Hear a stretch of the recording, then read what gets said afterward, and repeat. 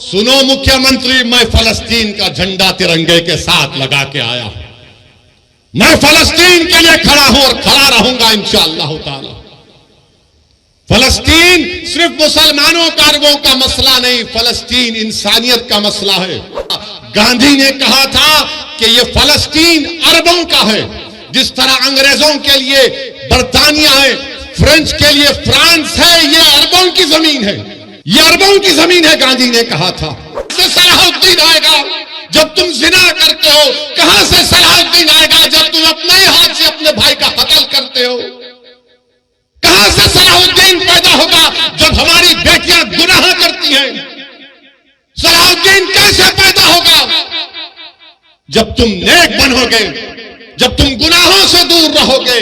अल्लाह तेरी पूरी कायनात में कोई ऐसा नहीं है जो इन गरीबों की मदद कर सके, मगर अल्लाह तू जमीन व आसमान का खालिक है, तेरे खजाने में कोई कमी नहीं आएगी। अल्लाह तू कुन फयकून फरमा दे परवरदिगार। अल्लाह उनको कोई खाना नहीं दे रहा, अल्लाह तू रज़्ज़ाक़ है, उनको रिज़्क़ दे दे। अल्लाह कोई उनको पानी नहीं दे रहा, तू आसमानों से बारिश को बरसा दे। अल्लाह इनके पास दवा नहीं है, तू शाफी है, अल्लाह उनकी शिफात फरमा दे। परवरदिगार आज इस जमीन पर जो लोग हक के लिए काम कर रहे हैं उनकी मदद फरमा। अल्लाह जालिमों के जुल्म से छुटकारा दिला दे। अल्लाह तशद्दुद को खत्म कर दे। हमारी अल्लाह से दुआ है कि अल्लाह नबी करीम सल्लल्लाहु अलैहि वसल्लम के सदक़े तो फैल में फलस्तीनियों की मदद फरमा। अल्लाह उस इलाके को अमन का गहवारा बना दे। कि गाजा में खून रेजी हो रही है, गाजा में नस्ल कशी हो रही है, गाजा में मीडिया ने रिपोर्ट किया कि 6 दिन के अंदर 6000 बम ज़ायनिस्ट ताकतें बरसाई हैं। इजराइल गाजा में एक छोटी सी जगह है, गाजा 20-21 लाख की,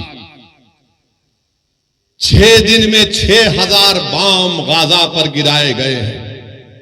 और वही जब आइसिस से मुकाबला कर रहे थे पूरे ममालिक, ये पूरा आइसिस कोएलिशन के नाम से था, तो वो लोग 1 महीने में 2500 बम आइसिस पर गिराए थे और गाजा में 6 दिन में 6000 बम गिराए गए। आप अंदाजा लगाओ, अगर यहां पर कोई 10 मिनट तक सिर्फ पटाखे फोड़ना शुरू कर देगा तो आप 2-3 मिनट के बाद बोलेंगे कि भाई बड़ी बेचैनी हो रही है, बस करो। सोचो थोड़ी देर के लिए कि 6 दिन में 6000 बम ये जालिम इस्राएली हुकूमत गाजा पर बरसाती है। दुनिया खामोश है, जो बड़ी बड़ी बातें करते हैं ये दौलतमंद ममालिक, क्योंकि मरने वाला फलस्तीनी है। यकीनन जो तशद्दुद होगा, वायलेंस होगा, हम कंडेम करते हैं उसको, चाहे कोई भी करो, वायलेंस रास्ता नहीं है। मगर ये बताओ ये कौन से वायलेंस है? ये तो नस्ल कशी है, ये तो आप उनको खत्म कर रहे हैं, आप उनको बिल्कुल खत्म, सफ़े हस्ती से मिटाना चाहते हैं, जिसको अंग्रेजी में कहते हैं एथनिक क्लेंसिंग हो रहा है फलस्तीनियों का। आप मैं बताना चाहूंगा आपको कि 2016 साल से गाजा में महासिरा है। 16 साल से कोई बाहर जाना है तो उसको परमिशन, कोई अंदर आना है तो उसको इजाजत लेना पड़ता है। आपने देखा ना कोविड में क्या हुआ था?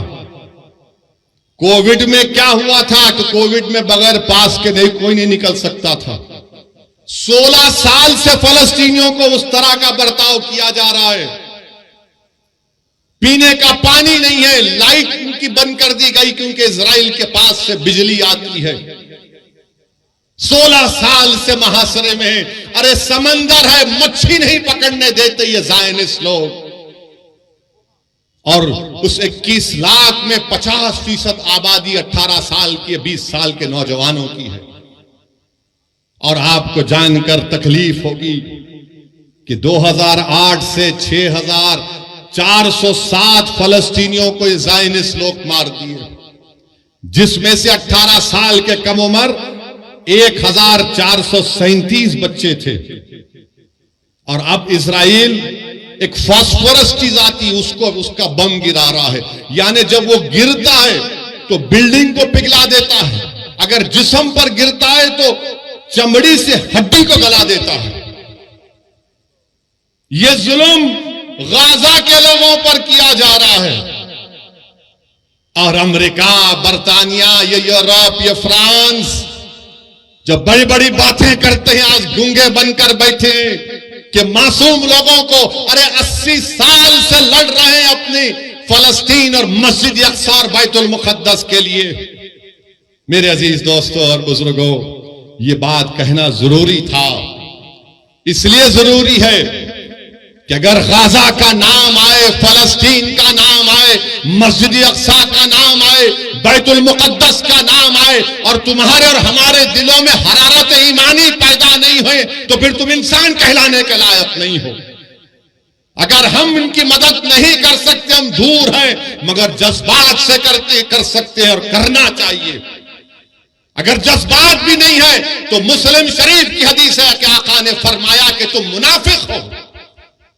अल्लाह के रसूल सल्लल्लाहु अलैहि वसल्लम ने फरमाया कि तुम मुनाफिक हो। वो अंबियाओं की बैशत की सरजमीन है। हजरत दाऊद अलैहिस्सलाम, दाऊद अलैहिस्सलाम, सुलेमान और ईसा अलैहिस्सलाम की बैशत की सरजमीन है। हजरत इब्राहिम अलैहिस्सलाम की खबर, हजरत मूसा अलैहिस्सलाम की खबर वहां पर है।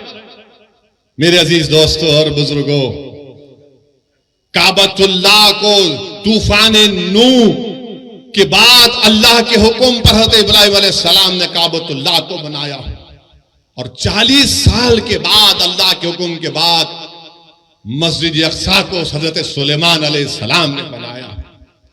और दुनिया को हम बताना पड़ेगा कि हमारा रिश्ता फलस्तीन से, गाजा से, मस्जिद अक्सा से, बैतुल मुकद्दस से क्या है। जब तक कुरान में वो आयात है कि असरा में अब नहीं, जब तक कुरान में ये सूरा रहेगा, सुबह क़यामत तक हमारा रिश्ता फलस्तीन और गाजा से रहेगा। मेरे अजीज दोस्तों और बुजुर्गों, आपने हदीस शरीफ सुनी कि रसूल अल्लाह सल्लल्लाहु अलैहि वसल्लम से एक सहाबी रसूल ने पूछा, या रसूल अल्लाह सल्लल्लाहु अलैहि वसल्लम, क्या हशर के मैदान में हम आपको पाएंगे? अल्लाह के रसूल सल्लल्लाहु अलैहि वसल्लम ने फरमाया कि हाँ, तुम मुझे हशर के मैदान में पाओगे। कहां होगा हशर का मैदान? इसी सरजमीन पर हशर का मैदान होगा, इसी फलस्तीन पर हशर का मैदान होगा। फिर आका से पूछा गया सल्लल्लाहु अलैहि वसल्लम से कि दूसरी जगह कहां पर हम आपको पाएंगे? रसूल अल्लाह सल्लल्लाहु अलैहि वसल्लम ने फरमाया कि मैं आबे कौसर पर रहूंगा, मेरी उम्मत प्यासी होगी, मैं मेरी उम्मत की प्यास को बुझाऊंगा। कहां होगा हौज़े कौसर? इसी फलस्तीन से लेकर मदीने तक अहादीस में आया। उलमा किराम बैठे हैं, पूछ लो आप। मेरे अजीज दोस्तों और बुजुर्गों, ये वो मुबारक सरजमीन है कि कुरान में लफ्ज बारक ना 5 मरतबा आया तो अल खुद है वो। चाहे सूर्य असरा हो, सूर्य जितने भी 4-5 सूरों में जिक्र आया, 5 जगह पर लफ्ज बारकना का मतलब खुद। अल्लाह के रसूल सल्लल्लाहु अलैहि वसल्लम ने फरमाया कि बड़ी खूब जगह है ये, बड़ी खूब जगह है। तो सहाबा ने पूछा रसूलुल्लाह सल्लल्लाहु अलैहि वसल्लम क्यों? तो रसूलुल्लाह सल्लल्लाहु अलैहि वसल्लम फरमाया कि यहां पर फरिश्ते अपने पर बिछा कर बैठते हैं, यहां पर फरिश्ते अपने पर बिछा कर बैठते हैं। रसूलुल्लाह सल्लल्लाहु अलैहि वसल्लम ने फरमाया कि मीजान लगेगा, यह हिसाब किताब की जगह है। मेरे अजीज दोस्तों और बुजुर्गों, इमाम अहमद ने यह हदीस शरीफ लिखी अपने मसनद में कि अल्लाह के रसूल सल्लल्लाहु अलैहि वसल्लम ने फरमाया कि मेरी उम्मत में ग्रोह रहेगा जो सुबह क़यामत तक हक की तरफदारी करेगा, जो सुबह क़यामत तक हक की तरफदारी करेगा, बातिल ताकतों से मुकाबला करता रहेगा। उनके पास दौलत नहीं होगी मगर हक की तरफदारी करते रहेंगे कि क़यामत भी आ जाएगी। तो सहाबा इकराम ने पूछा, है रसूल अल्लाह वो कौन सी जगह होगी? तो आक़ाए दो आलम सल्लल्लाहु अलैहि वसल्लम ने फरमाया, अल खुद्स, अल खुद्स, अल खुद्स। मेरे अजीज दोस्तों और बुजुर्गों, इसीलिए हमको अपने सीनों में गाजा के अवाम की तकलीफ को महसूस करनी चाहिए। वो जो 500 बच्चे मरे, तकलीफ को महसूस करो, वो तुम्हारी औलाद तो नहीं है, मगर सोचो अगर तुम्हारी औलाद मर जाती। सोचो थोड़ी देर के लिए वो कोविड में जब हम लाशों को उठा उठा कर डर डर कर लेकर जा रहे थे, सोचो थोड़ी देर के लिए, 1 साल 2 साल नहीं, 70 साल से ये मुजाहिद, ये गय्यूर कौम अगर पूरी दुनिया में हक की सरबुलंदी के लिए और बातिल की शिकस्त के लिए अगर किसी सरजमीन पर मुबारक रूहों का खून गिरा है तो मसले फलस्तीन पे गिरा। मस्जिद अक्सा बैतुल मुकद्दस के लिए खून बहाया जा रहा है। मैं सलाम करता हूं उन माओं को जिन्होंने इन बहादुर बच्चों को पैदा किया, जो ज़ायनिस्ट लोगों की गोलियों का निशान बन रहे हैं, जो बमों से उनकी मौत हो रही है। मगर दुनिया ये जान ले कि जब तक हम जिंदा है दुनिया जिंदा है, जब हम नहीं तो दुनिया भी नहीं। याद रखो, मौत से डरने वाले हम नहीं, हम अपना मुकद्दर लिखा कर लाए हैं कि अल्लाह मेरी जिंदगी में लिख चुका है, तुम्हारी जिंदगी में लिख चुका है। मगर सवाल यह है कि तुम अपनी जिंदगी गुलामों की तरह गुजारोगे या फिर तुम बहादुरों की तरह अपनी जिंदगी को गुजारोगे। लोग मुझसे पूछते हैं फोन करके कि असदुद्दीन अवैसी ये कैसा हो रहा है, ये क्या हो रहा है। लोग तकलीफ महसूस करते हैं और लोग पूछते हैं कि कहां है सलाहुद्दीन अय्यूबी, कहां है वो सलाहुद्दीन अय्यूबी। अरे तुम अपनी औलाद की क्या तरबियत कर रहे हो? कहां से सलाहुद्दीन पैदा होगा जब बाप अपनी औलाद के सामने अपनी मां की बेइज्जती करेगा? कहां से सलाहुद्दीन आएगा जब तुम बेटे के सामने, औलाद के सामने अपनी बीवी से गलत बर्ताव करते हो? कहां से सलाहुद्दीन आएगा जब नौजवान गुनाह करते हैं, जिना करते हैं? कहां से सलाहुद्दीन आएगा जब तुम जिना करते हो? कहां से सलाहुद्दीन आएगा जब तुम अपने हाथ से अपने भाई का कत्ल करते हो? कहां से सलाहुद्दीन पैदा होगा जब हमारी बेटियां गुनाह करती हैं? सलाहुद्दीन कैसे पैदा होगा? जब तुम नेक बनोगे, जब तुम गुनाहों से दूर रहोगे, तुम रसूलुल्लाह सल्लल्लाहु अलैहि वसल्लम से बेपनाह मोहब्बत करोगे तमाम चीज और दुनिया से बढ़कर। सलाहुद्दीन अय्यूबी जिंदगी में जब तक बैतुल मुकद्दस मस्जिद अक्सा पर कामयाबी हासिल नहीं किया, उसकी पेशानी पर बल रहता था। बास जगह मैंने पढ़ा कि सलाहुद्दीन अय्यूबी जब तक फलस्तीन पर कामयाबी हासिल नहीं किया वो मुस्कुराता नहीं था। लोग उससे बोलते थे, सलाहुद्दीन तुम मुस्कुराते क्यों नहीं हो, तुम्हारी पेशानी पर बल क्यों नहीं आता? तो सलाहुद्दीन कहता था कि क़िबले अव्वल हमारा रहा है। 17 साल रसूलुल्लाह सल्लल्लाहु अलैहि वसल्लम ने क़िबला बनाया, वो जगह जहां पर आक़ाए दो आलम सल्लल्लाहु अलैहि वसल्लम जमीन से आसमानों पर अल्लाह का जाकर दीदार करे, उस जगह पर जब तक हम कामयाबी हासिल नहीं करते, सलाहुद्दीन कैसे मुस्कुराएगा? सलाहुद्दीन के पेशानी से बल कैसे जाएगा जब क़िबले अव्वल मेरे साथ नहीं है? मेरे अजीज दोस्तों, बुजुर्गों, नौजवानों, तुम आज आराम से हैदराबाद में बैठे हो, तुम्हारे घरों पर बम नहीं गिर रहे हैं, तुम्हारे भाइयों का कत्ल नहीं हो रहा है, तुम बेघर नहीं हुए हो अल्हम्दुलिल्लाह। मगर गाजा के गरीब लोग 21 लाख की आबादी में 10 लाख बेघर हो चुके हैं। और ये जालिम इजरायली हुकूमत चाहती है कि इन तमाम गाजा के लोगों को खाली करा दिया जाए और उसको सिक्योरिटी जोन बनाकर इनको सीनाई के सहरा में ले जाकर छोड़ दिया जाए। कोई दुनिया खामोश है, सन्नाटा है। अरे जिसने मारे उनको देखो, मगर इन गाजा के गरीबों ने तुम्हारा क्या बिगाड़ा था? मीडिया में एक तरफा रिपोर्टिंग कि ऐसा हुआ, वैसा हुआ, फुला हुआ। अरे कभी तुमने देखा 70 साल से इजराइल ऑक्यूपायर है, इजराइल ऑक्यूपायर है, फलस्तीन ऑक्यूपाइड टेरिटरी है। ऑक्यूपेशन तुमको नहीं दिखता, जुल्म तुमको नहीं दिखता। बताओ, जिसके पास कमजोर है, जालिम जुल्म कर रहा है तो जालिम का साथ दिया जा रहा है, और जिसको बेघर कर दिया गया। आपको मालूम कब मसला पैदा हुआ? 1918 में। समझाने के लिए कह रहा हूं नौजवानों, जब तुम अब बड़े हो गए, ये मुस्तकबिल तुम्हारा है नौजवानों। 1918 में यही ज़ायनिस्ट लोग वहां पर गए, बरतानिया से साजबाज किया, और 1918 से फलस्तीनियों को भगाने का प्रोग्राम बनाया। और फिर 13 मई 1948 में 18 से लेकर 48 तक फर्स्ट वर्ल्ड वॉर हुई। उसके बाद से तरीके से, साजिशों से फलस्तीनियों को मारा गया, भगाया गया। और उसके बाद क्या हुआ? 20-25 साल के अरसे में, जिसको फलस्तीन की तारीख में नकबा कहते हैं, कितने लोग बेघर हो गए? 1.5 करोड़ फलस्तीनियों को भगा दिया गया।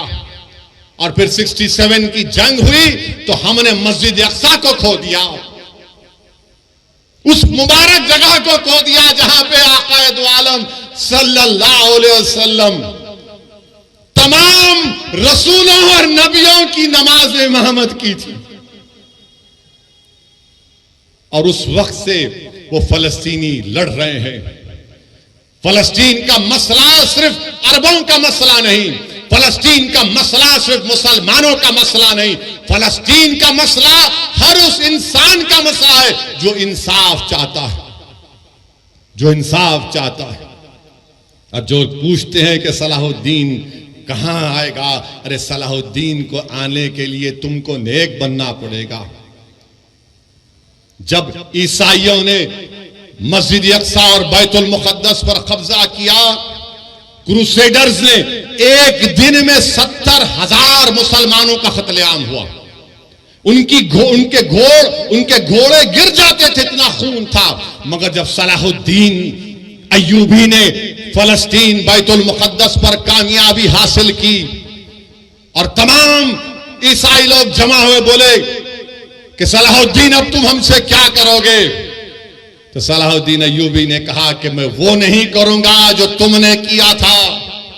मैं रसूल अल्लाह सल्लल्लाहु अलैहि वसल्लम के गुलामों का गुलाम हूं, तुमको मैं माफी देता हूं, जाओ, तुम्हारी जान को भी कोई हाथ नहीं लगाएगा। यही सलाहुद्दीन अय्यूबी के पास एक कबीला था जो दीन इस्लाम को कबूल नहीं करता था। सलाहुद्दीन अय्यूबी ने जोर जबरदस्ती नहीं की। एक कबीले की एक औरत आई सलाहुद्दीन अय्यूबी के पास और आकर कहा कि सुल्तान, मेरे 4 बच्चे गायब हैं, मेरे बच्चों को वापस लेकर आओ।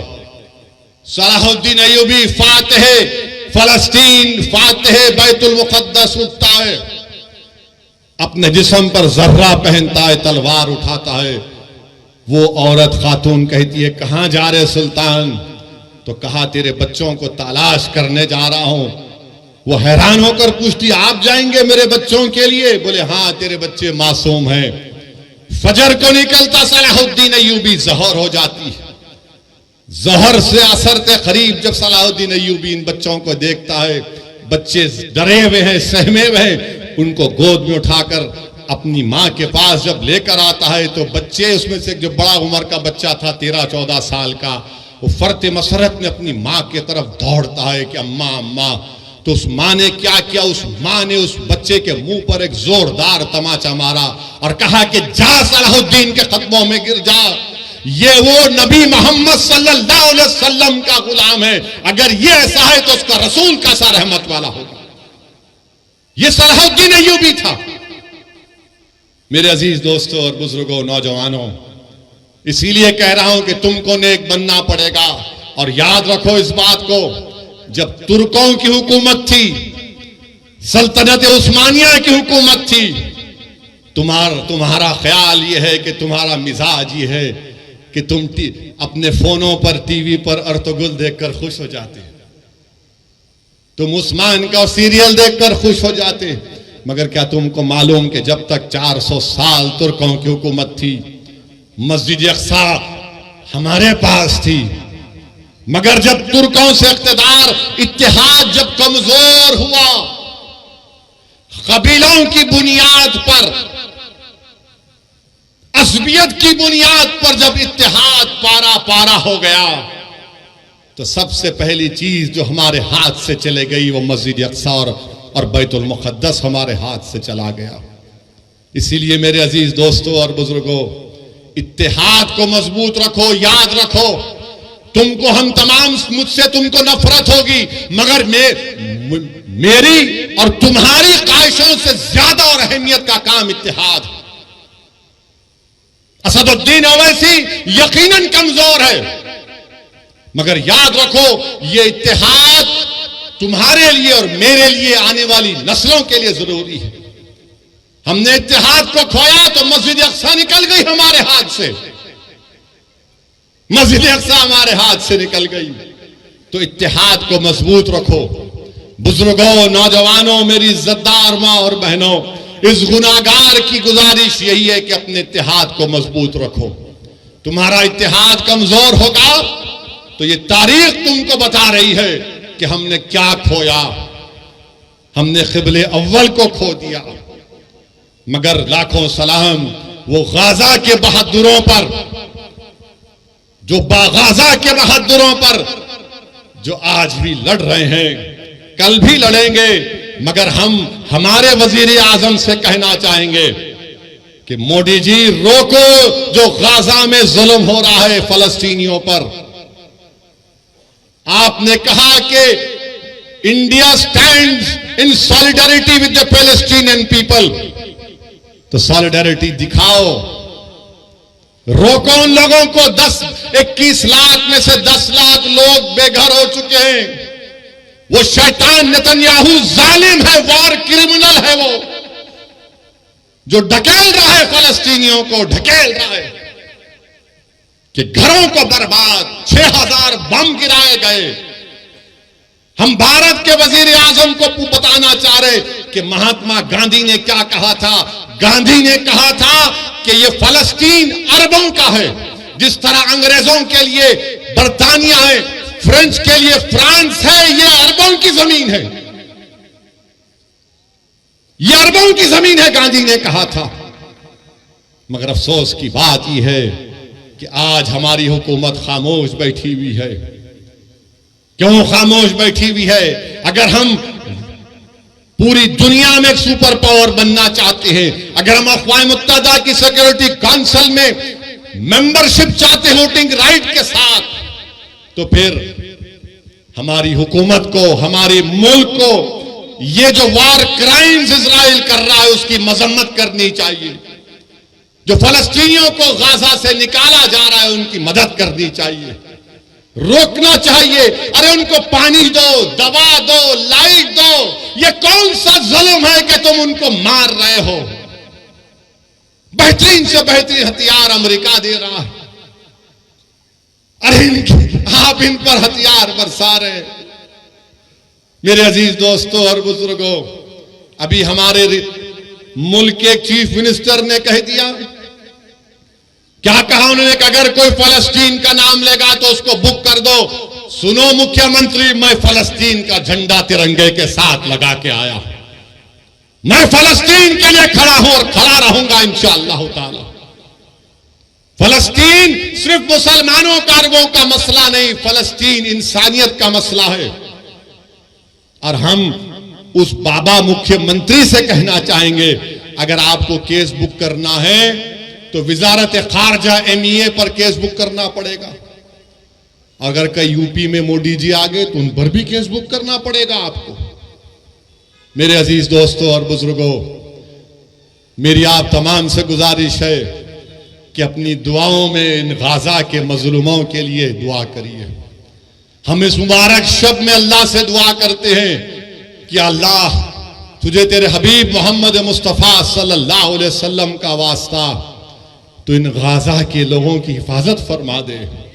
अल्लाह हम तुझसे तेरे हबीब का वास्ता देकर भीख मांगते हैं या अल्लाह इनकी जानों और माल की हिफाजत फरमा। परवरदिगार इनकी गैब से मदद फरमा। या अल्लाह तेरे हबीब का इरशाद है कि सुबह क़यामत तक एक गिरोह रहेगा जो हक की तरफदारी करेगा। या अल्लाह उस सरजमीन पर जहां पर हशर का मैदान होगा, या अल्लाह उस सरजमीन पर जहां पर आबे कौसर होगा, या अल्लाह उस सरजमीन पर जहां पर मीजान होगा, या अल्लाह जिस सरजमीन पर पूरों को तू इकट्ठा करेगा, परवरदिगार वहां पर जालिम जुल्म कर रहा है। या अल्लाह मदद फरमा गाजा के लोगों की, अल्लाह गाजा के लोगों की हिफाजत फरमा। परवरदिगार तुझे तेरी रहमत का वास्ता अल्लाह तू रहम फरमा दे। अल्लाह तेरे आपके पास 70 माओं की मोहब्बत है। परवरदिगार जो हजारों की तादाद में लोग मर रहे हैं, जो बच्चे मर रहे हैं, अल्लाह उन माँ बाप को हिम्मत दे, अल्लाह उनकी हिफाजत फरमा। अल्लाह तेरी पूरी कायनात में कोई ऐसा नहीं है जो इन गरीबों की मदद कर सके, मगर अल्लाह तू जमीन व आसमान का खालिक है, तेरे खजाने में कोई कमी नहीं आएगी। अल्लाह तू कुन फयकून फरमा दे। परवरदिगार अल्लाह उनको कोई खाना नहीं दे रहा, अल्लाह तू रज़्ज़ाक़ है, उनको रिज़्क़ दे दे। अल्लाह कोई इनको पानी नहीं दे रहा, तू आसमानों से बारिश को बरसा दे। अल्लाह इनके पास दवा नहीं है, तू शाफी है, अल्लाह उनकी शिफात फरमा दे। परवरदिगार आज इस जमीन पर जो लोग हक के लिए काम कर रहे हैं उनकी मदद फरमा। अल्लाह जालिमों के जुल्म से छुटकारा दिला दे। अल्लाह तशद्दुद को खत्म कर दे। हमारी अल्लाह से दुआ है कि अल्लाह नबी करीम सल्लल्लाहु अलैहि वसल्लम के सदक़े तो फैल में फलस्तीनियों की मदद फरमा। अल्लाह उस इलाके को अमन का गहवारा बना दे। अल्लाह उस इलाके को अमन का गहवारा बना दे। अल्लाह हमारे मुल्क में अमन को मजबूत फरमा दे। अल्लाह हमारे जान और माल और खास तौर से या अल्लाह हमारे ईमान की हिफाजत फरमा। अल्लाह हमारे ईमान की हिफाजत फरमा। परवरदिगार जब तक तू हमको जिंदा रखेगा, मेरे मौला तुझे तेरी रहमत का वास्ता, तेरे हबीब का वास्ता, हम झुके तो सिर्फ तेरे सामने झुके। अल्लाह हम किसी से मांगे तो तुझसे मांगे। अल्लाह हमको शिरक से बचा ले। अल्लाह हमको शिरक से बचा ले। अल्लाह तू हमारा रब है, हमारे लिए काफी है। अल्लाह तू हमको रसूलुल्लाह सल्लल्लाहु अलैहि वसल्लम को उम्मती बनाया, ये दुनिया का सबसे बड़ा एजाज हमको दिया। मेरे रब लाज रख ले, मेरे अल्लाह लाज रख ले। परवरदिगार अल्लाह कमजोरों की, मजलूमों की लाज रख ले। अल्लाह इनकी हिफाजत फरमा जो बेसरो सामानी में अल्लाह जानवरों से बदतरीन सलूक गाजा में किया जा रहा है। अल्लाह गाजा के उन गरीबों की मदद फरमा। अल्लाह हमारे वतन अजीज में अमन को मजबूत कर दे। जालिमों के जुल्म का छुटकारा दिला दे। अल्लाह जो लोग हक के लिए मेहनत कर रहे हैं, अल्लाह उनको कामयाब कर दे। अल्लाह हमारे इत्तेहाद को मजबूत फरमा। परवरदिगार हमारे इत्तेहाद को मजबूत फरमा। अल्लाहुम्मा सल्लि अला सय्यिदिना मुहम्मदिन अब्दिका रसूलिका रब्बि उम्मिल आलि सहाबि सल्लिम। सुभान रब्बिका रब्बिल इज्जति अम्मा यसिफून व सलामुन अलल मुरसलीन वल्हम्दुलिल्लाहि रब्बिल